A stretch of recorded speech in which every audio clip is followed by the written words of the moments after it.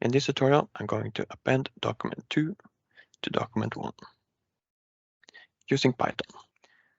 So we are going to import from docx composer, import composer, and from docx import document. Document 1 we'll set to document and the name of the first document. So that will be docx.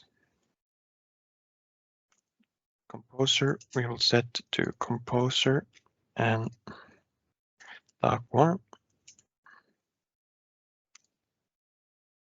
will set to the name of the document we're going to append.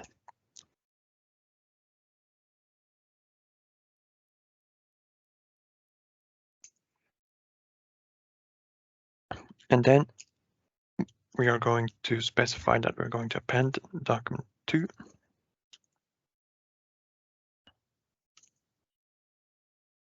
And we're going to save the file as some name, full document,